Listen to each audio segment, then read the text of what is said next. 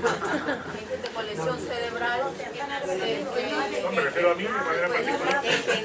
Me refiero a mí de manera particular. A veces no razón. Hay gente con lesión cerebral que no podemos articular por el hecho que tiene lesbicia. Exactamente. Entonces, En las redes sociales. ante esa A veces no disyuntiva, razón, entonces. de que es primero, ante la disyuntiva de que qué es primero, si el individuo o el razonamiento, primero es el individuo, porque si no hay un individuo nunca va a haber un razonamiento y una persona humana completa. Entonces siempre va a haber primero un individuo, y justo es en esta etapa donde es más débil, cuando hay que protegerlo de mayor manera. Hay que proteger al embrión cuando más lo necesita. Es importante protegerlo. Y por eso es por lo que, bueno, ahorita hicimos el análisis sobre todo desde el punto de vista legal, pero también desde el punto de vista humano y desde el punto de vista biológico.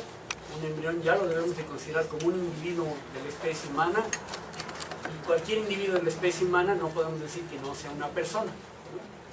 Vamos a decir que ahí entraría que el principio de que dos cosas iguales a una tercera son iguales a una tercera. Un individuo de la especie humana siempre lo debemos considerar como una persona. Entonces, bueno, como podrán ver, nuevamente les repito, el tema es interesante. No sé si hay oportunidad de que tengamos preguntas, ¿no?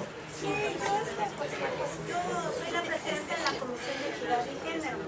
Yo me he reunido con las ONGs y con la secretaria de la Mujer, naturalmente, hablando sobre el tema.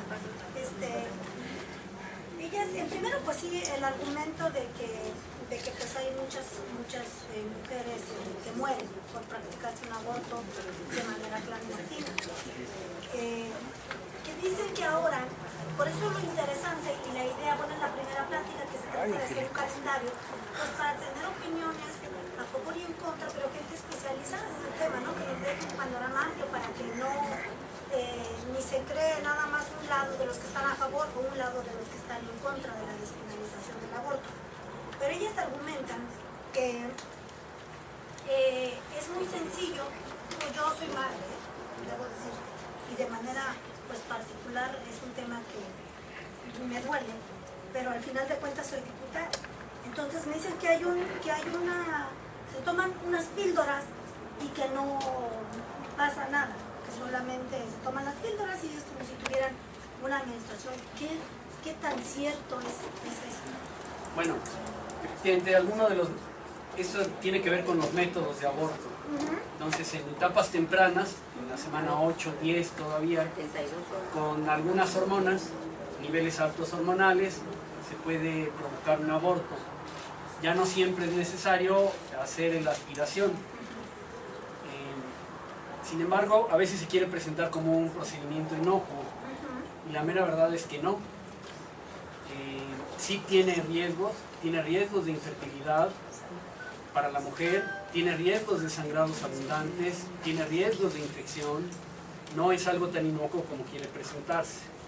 Entonces sí tiene ya un daño mayor del que a veces se quisiera decir que no hay ningún efecto secundario. Sí existen efectos secundarios, ¿no? Sí, porque mi preocupación, le decía yo, que es precisamente de que en este estado pues no tenemos la infraestructura, aunque fuera, digo, con una píldora, en dado caso algo que se complicara o que se agravara, tendríamos que tener pues las clínicas, los consultorios, pues para dar la atención a la mujer, y que no tenemos, no sé si tenga que ser por un equipo, por un médico, porque me decían que no es necesario, que por una capacitación pues lo puede hacer casi cualquier persona, que una enfermera lo puede hacer pues rutinariamente, ¿no? Sencillamente. Sí. Ahí el problema no es tanto dar el medicamento abortivo, el problema es que muchas veces, en un alto porcentaje de casos, unos 20-25%, se da un aborto incompleto.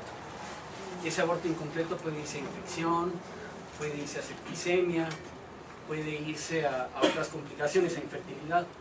Entonces, ahí el que tiene que atender ese aborto necesita ser un médico, ginecobstetra generalmente, porque cuando es un aborto incompleto se necesita después hacer un legrado. Entonces no es tan sencillo como decir, bueno, una enfermera que vaya y que dé el medicamento y con eso se resuelve, no. Necesita uno tener, en todo caso, tener un equipo atrás también completo que dé toda la atención en los casos de complicaciones, que es un porcentaje alto. ¿En qué semana se implanta ya El embrión se implanta en la primera semana. A la semana el embrión ya está implantado. Es interesante porque es un porque me embrión. dicen, bueno, si no han dado caso, pero si ya está implantado, porque bueno, al final de cuentas yo entendía, más bien tal vez una confusión mía, que no esté implantado y que en dado caso, por ejemplo, la pastilla que se toman el día después, que le llaman, pues también sería un aborto. Sí, la pastilla del día después efectivamente que es un nivel hormonal menor y ese no tiene efectos y esa está finalmente legalizada, ¿no? Y vamos, hasta a veces es interesante analizarla porque teóricamente la pastilla del día después disminuiría, vamos a decir que causa un microaborto, ¿no? Por llamarlo de una manera. Y teóricamente, fíjense, por aquí traigo una gráfica interesante, porque cuando se introdujo la pastilla del día después, se aseguraba que su principal objetivo era disminuir los embarazos no deseados. Pero aquí les voy a mostrar, esta gráfica es especialmente interesante. Vean qué sucede. Aquí el análisis de embarazos en adolescentes menores de 20 años. Fíjense cómo venía, en los años 90 venía disminuyendo el número de embarazos de menores de 20 años. La pastilla del día siguiente se introduce en el año aproximadamente 2002-2003. Y de ahí hacia el año 2009, fíjense cómo es que se vuelve a incrementar el número de abortos en adolescentes. Fíjense cómo es que a veces en este tipo de cuestiones, a veces uno pensaría ya con la pastilla del día siguiente deberían disminuir los embarazos de adolescentes, y vean aquí, se ve claramente el efecto contrario, efectos paradójicos se ven constantemente. Aumenta el número. Deben aumentar las enfermedades, porque entonces como tienes la opción de tomar una píldora después, pues también tienes la opción de utilizar, si es una relación ocasional, pues un método como el condón. Exactamente, la gente finalmente se confía, no tiene ninguna protección y eso incrementa enfermedades de transmisión sexual. Y al final de cuentas, bueno, la cuestión aquí y el problema, yo creo, o el debate es el derecho de la mujer. El derecho, se argumenta que el derecho de la mujer a decidir sobre su cuerpo. El problema es que entendemos por nuestro cuerpo, ¿no? Yo creo que yo explicaba que yo he decidido sobre mi cuerpo, porque yo he utilizado métodos anticonceptivos y en este momento que yo decidí ya no tener más hijos, pues yo me hice una operación para ya no tener más hijos. Decidí sobre mi cuerpo. Sin embargo, pues también el que un bebé antes de las 12 semanas todavía se considera su cuerpo, ¿no? O su decisión de... Perdón, yo tengo dos preguntitas rápidas, nada más, para que después le conteste. Después ¿qué profesión tiene? Y la otra, ¿qué religión profesa? De profesión soy médico, después hice una maestría en inmunología, después tengo estudios de doctorado en biología molecular. Los últimos 4 años me he dedicado ya a tiempo completo a la bioética, casi 4 años ya, a cuestiones de bioética, y sigo trabajando cuestiones de genética. Los dos me apasionan, los dos me gustan. En el caso de la bioética a mí me parece especialmente importante el tema de la bioética, porque actualmente muchos de los problemas a los que nos estamos enfrentando como humanidad son problemas que tienen una raíz ética, una raíz bioética. Cuando todos los seres humanos seamos conscientes de que tenemos que respetar a nuestros terceros, creo que vamos a resolver muchos problemas. Y esto a todos los niveles. A veces uno podría pensar que a nivel político, pero no solamente a nivel político, también a nivel personal, a nivel familiar, a nivel ciudad, a nivel cívico. El día que todos aprendamos a respetar a los terceros, vamos a llegar muy, muy lejos. Y de religión soy cristiano, profeso de religión cristiana. Los capitalistas no respetan la naturaleza. Por ejemplo, ¿no? Los capitalistas. Y van sobre la ganancia del capital, estudian el clima y la flora, la fauna. El liberalismo capitalista ha dado muchos efectos negativos, ¿no? Los vamos viendo todos los días. Ahí en el asunto de ecología. Pero no venimos a hablar del capitalismo. Cállate, eres el moderador. Yo quisiera también decir que viendo las estadísticas del Distrito Federal,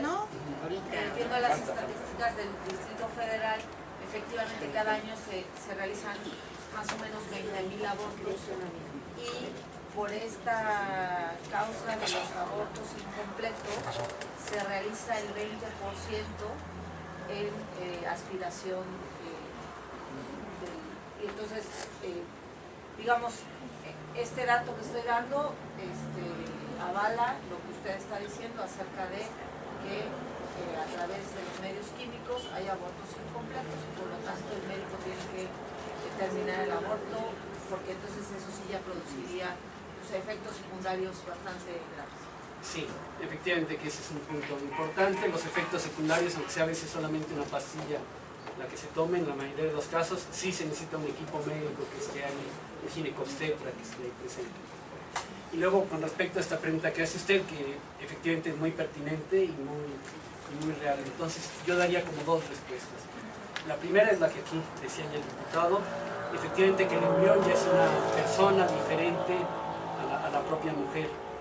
Tiene su ADN propio, solamente comparte el 50% con el ADN materno, el otro 50% depende del propio papá.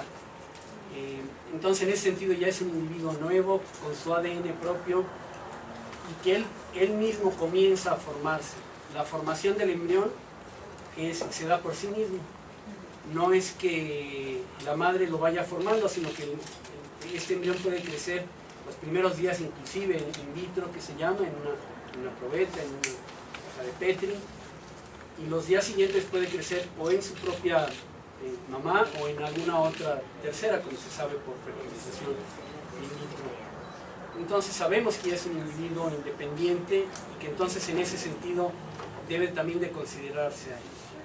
Y luego me voy a la otra parte interesante de su pregunta, y es, no hay aquí un choque entre la libertad materna y los derechos del embrión. Efectivamente que así se ha presentado y así es como lo hemos manejado, ¿no? Dicen, bueno, ¿a quién le damos más peso? ¿A la mujer o al embrión? Y a mí ahí me parece que la solución se puede encontrar una solución muy humana si nosotros analizamos que la protección que le damos al embrión tiene también que proteger a la misma mujer. No se trata de decir protegemos a uno o a otro, que es como siempre lo hemos analizado. Debemos de encontrar esta solución de proteger al embrión sin descuidar a la mujer. Debemos de proteger al embrión, quiere decir que ya lo consideramos como una persona, que la ley lo va a proteger, pero que no va a dejar tampoco sola ni a la familia ni a la mujer. A los dos hay que protegerlos. Y con eso logra romperse este dilema aparente sin solución. Vamos a proteger a los dos, vamos a dar más servicios de salud a la mujer, vamos a buscar mejorar la situación económica de las mujeres. Y con esto entonces, y esto en base a que yo me estoy comprometiendo a proteger al embrión. Entonces ahí es donde encuentro yo esta solución a este dilema.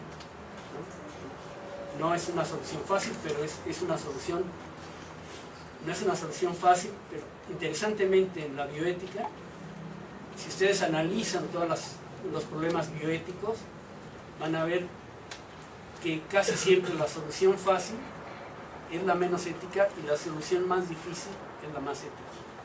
Les pongo un ejemplo. Alguien tiene un embarazo con un bebé con síndrome de Down. La solución fácil es permitir el aborto. La solución difícil, que es la más ética, el aborto pues ya resolví el problema, económicamente es muy fácil, es muy rápido.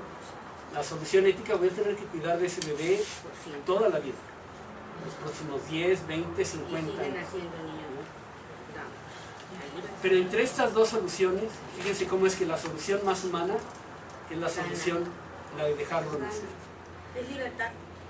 Y fíjense cómo es que cuando yo lo dejo nacer, puede tener muchos aspectos positivos. Por ejemplo, los niños con síndrome de Down suelen dar mucho amor a las familias. Son sumamente cariñosos. Son niños además que ya tienen actualmente mucho más, una perspectiva mucho más positiva. Antes se pensaba que no iban a poder hacer nada, ahora ya hay niños con síndrome de Down que han estudiado carrera, que hablan 2 idiomas, que la mayoría de ellos pueden llevar un trabajo de tipo técnico, repetitivo, y lo hacen bien. Entonces, no solamente no es que sean una carga, como a veces nos la quieren presentar, como una carga insostenible, ¿no? Sino que es algo que ayuda mucho. Ellos aportan, no solamente no quitan más de lo que a veces quieren presentar, sino que además ellos aportan muchas cosas, ¿no? En todas las discapacidades. Es unido familia, pero también a la mayoría une a la familia, dan mucho amor, tienen capacidades diferentes y esas capacidades apoyan a la misma sociedad. Muy bien, hay más preguntas, si les parece, diputado Germán Farías. ¿Alguien más para anotarlo? ¿Alejandro? ¿No? Yo nada más una pregunta, pero difiero de un comentario que hizo. Cuando le preguntaron de la píldora del día siguiente, usted habla de un microaborto. A mí me gustaría que me dijera qué probabilidades en un mes, o de menstruación hay en una mujer de embarazada. Entonces, yo creo que no puede hablar usted de un microaborto cuando esa píldora del día después la toman como una medida a lo mejor preventiva. Hablar de microaborto es decir, sí quedó embarazada, pero la mujer no tiene la certeza ni el hombre. ¿Qué probabilidades entre menstruación y menstruación hay de que una mujer quede embarazada? Claro. Porque ahí difiero en lo que usted dijo. Claro, completamente de acuerdo. La pastilla del día siguiente tiene 2 mecanismos de acción, vamos a decir. Uno que es anticonceptiva. Puede ser, si todavía no se ha dado la ovulación, que es aproximadamente en el día 14 del ciclo, si se toma antes de ese día, entonces se evita la ovulación. Pero si es después del día 14, cuando ya hubiera una ovulación, entonces desde el momento en que hay una ovulación, el espermatozoide podría fertilizar al óvulo. Podría, ¿eh? Entonces solo en esos casos sería, así vamos a llamarlo, anticonceptivo de tipo microabortivo, ¿no? Muchos anticonceptivos funcionan así. Es un tema polémico, pero yo ahí sí lo dejo clasificado dentro del tema de anticoncepción, ¿no? Yo lo dejo clasificado dentro del tema de anticoncepción, con todo y que tiene un aspecto ético ahí interesante, complejo, ¿no? De que efectivamente en algunos casos llega a ser microabortivo, ¿no? Por ejemplo, el dispositivo intrauterino es mucho más, tiene más efecto microabortivo, ¿no? Muchas veces se da la fertilización, más que la píldora. Se da muchas veces la fertilización, a veces se da la implantación, a veces crece un poco el embrión y a veces se elimina con todo el dispositivo, a veces nace con todo el dispositivo. En ese sentido es más microabortivo.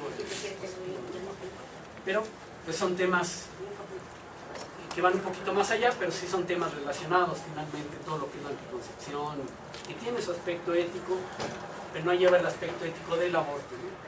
Aquí en este sentido yo siempre hago esa aclaración. El aborto propiamente ya es en la semana 10, 12, 14, ahí sí ya tenemos a un embrión completo, con todos sus órganos, ya con sensibilidad, ya con semanas.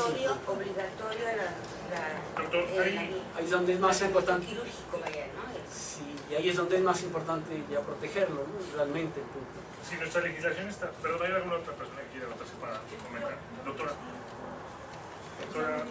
Verónica, ¿usted? Sí. Doctor, en primer lugar yo lo quiero felicitar por una exposición que nos ha hecho a nosotros, seguramente a muchos, tal vez no a todos, porque cada quien tiene su propio criterio y es respetable, pero muchos reflexionan sobre este tema. Un tema tan humano, tan sentido, un tema tan vivido por experiencias propias de muchas gentes. y que usted con un sustento científico, porque así lo está manifestando, está expresando usted aquí sus teorías, que en lo personal soy médico, soy maestra de salud pública y tengo conocimiento pleno de lo que es la salud en el Estado, porque fui secretaria de salud y porque conozco las estadísticas en el ámbito, digamos, retrospectivo. Tengo una estadística desde 1950 hasta el 2011. Yo fui secretaria de salud en el 2000-2005. Después me seguí haciendo la investigación, porque yo soy maestra de salud pública. La investigación de un diagnóstico de salud del Estado donde se habla de lo que se enferma, de lo que se muere, de los recursos que se tienen para afrontar la enfermedad, por hablar en los términos muy sencillos, o la morbilidad, la mortalidad, los recursos institucionales. En esta estadística, algo que a mí en lo personal me hace reflexionar, porque respeto mucho el sistema de salud del Estado, porque estoy hablando de todo el sector salud, Secretaría de Salud, MINSTER y todos los demás, no se refleja las 5.300 y fracción muertes que se habla de aborto al año. No se refleja, porque yo tengo que decir algo. En el Estado se ha ido incrementando la mortalidad en lo general. Digamos que cuando yo era secretaria morían de 9.000, 10.000 gentes al año por todas las causas, pero ahorita ya están muriendo 16.000.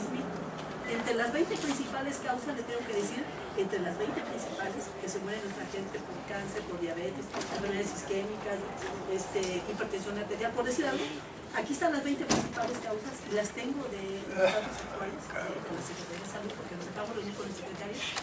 El aborto como tal no es un problema de salud pública.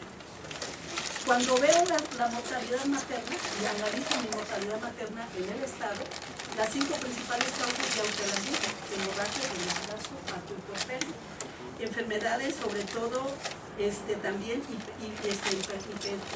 hipertensivas del embarazo y parto y puerperio, sepsis o infecciones puerperales, por decir algo, o preeclampsia y eclampsia. Son las 5 principales causas. No está en esas 5 principales, ¿qué es lo que se mide? El aborto.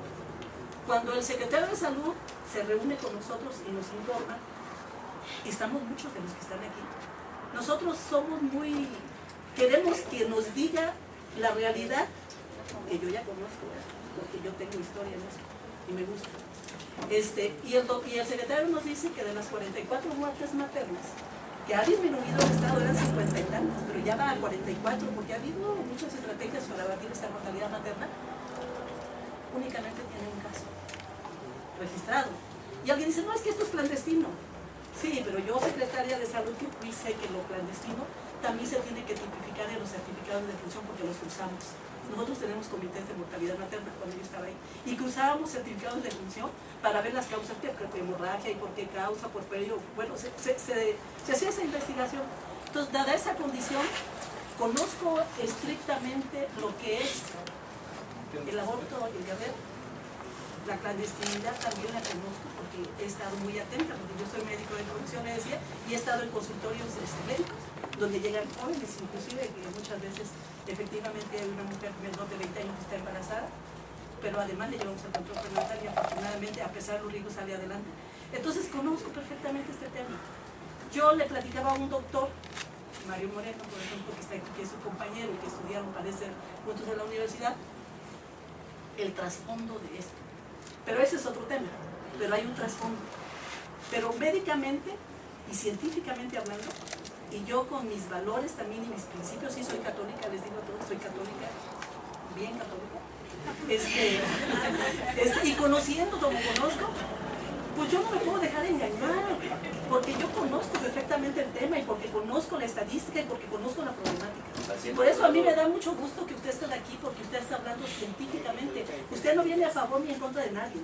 Usted vino aquí invitado por mis compañeros y a mí me ha gustado mucho su tema, doctor, lo felicito. Y ese es únicamente mi comentario. Muchas gracias. Muchas gracias, diputada Verónica. ¿Alguien más que quiera participar? ¿Sí? Yo nada más hacer un breve comentario para que quizá nos apoyes con la reflexión, doctor. Si nuestra legislación establece en el Código Civil Federal que el no nacido ya posee capacidad jurídica, y la Constitución Política del Estado mexicano, en su artículo primero, destaca el reconocimiento a la protección más amplia de la vida, entonces, ¿qué es el aborto? Estamos, porque se dice, que estamos protegiendo los derechos de la mujer. Yo respeto mucho el tema de los derechos de la mujer y por supuesto que estoy a favor de protegerlos. Pero entonces, ¿qué con el no nacido? ¿No tiene derechos? ¿A partir de cuándo los tiene? Porque por lo que yo alcanzo a percibir, según el Código Civil Federal, y por lo que yo alcanzo a apreciar en la Constitución Política de los Estados Unidos Mexicanos, pues el no nacido es reconocido en este estricto sentido. Diputado, Sí, señor. El no nacido está por reconocido. un lado, como si dice pudiera usted leerlo, y por otro lado, hay que consultarlo eso con un jurista. Con un médico. Me permito hacer la pregunta, si el doctor está capacitado para responder, me lo dirá, y si no está capacitado para responder, pues creo que también tendrá la suficiente capacidad para decirme no estoy capacitado para responder. Pero esa es una interpretación jurídica. Y luego una propuesta. Si ya no hay más preguntas de Sí, no ha compañeros, contestado. que nos permitiera quedarnos a los diputados para hacer un cronograma de la siguiente reunión de trabajo con unos ponentes. Bueno, nada más si tienes oportunidad, después del planteamiento que yo hice, si el doctor tiene algún comentario, me gustaría escucharlo, y si les parece acabando eso, entonces sí le pediríamos a los compañeros de prensa, a todo el resto de la gente, que nos dejara solos para trabajar. Gracias. Bueno, una respuesta importante a este punto es que México suscribió el Pacto de San José. En el Pacto de San José, uno de los puntos, el punto 4.1, dice que se va a considerar persona humana, dice de manera general, a todo individuo desde el momento de la concepción. Entonces, desde el punto de vista legal también eso apoyaría la presencia de una persona. Como bien sabemos, este pacto, como fue firmado y ratificado por México, también tiene peso. Algunos han dicho, pero es que México no suscribió todo con esa salvedad, diciendo que el punto 4.1 no estaba de acuerdo, y la salvedad era porque hay algunas causales que están causales de aborto. Entonces, vamos a decir que fuera de esas causales de aborto, que en aquel entonces claramente era enfermedad materna grave y enfermedad grave del embrión, en todo lo demás México suscribió el acuerdo, y uno de esos dice se debe considerar a la persona humana desde el momento de la concepción. Entonces, bueno, legalmente también tendría ese sustento público importante, ¿no? Porque fuera de eso, en la Constitución encontramos mucho, pero sí encontramos mucho en las constituciones estatales. Actualmente 18 constituciones estatales protegen al embrión desde el momento de la concepción. Muchas gracias. Pues no habiendo más preguntas, compañeros, si les parece, agradecemos mucho al doctor Manuel su presencia el día de hoy. Creo que ha sido una exposición, como ya lo dijo la diputada Verónica, amplia, en un contexto alejado de las posiciones personales, y sí en un contexto que nos deja ver mucho de lo que en algunos casos se mantiene como. Te agradecemos mucho, y bueno, pues estaremos y te invitamos a que tengamos oportunidad de vernos en algunas otras oportunidades. Si me permite leer el artículo 2 de la Constitución, de la reforma integral de la nueva Constitución de Guerrero, que está por entrar en vigor. Artículo 2. En el Estado de Guerrero, la dignidad es la base de los derechos humanos, individuales y colectivos de la persona. Son valores superiores del orden jurídico, político y social la libertad, la igualdad, la justicia social, la solidaridad, el pluralismo democrático e ideológico, el laicismo, el respeto a la diversidad y el respeto a la vida en todas sus manifestaciones. En este Congreso lo acabamos de aprobar recientemente, la reforma integral que está por entrar en vigor en su artículo 2. Muchas gracias. Creo que ha sido un gran producto. Te agradezco mucho, doctor. Sí, como no, muchas gracias a Muchas ustedes gracias. también. Aquí estamos para cualquier cosa. Damos un pequeñito momento de receso para que podamos desocupar la sala. Compañeros de la prensa.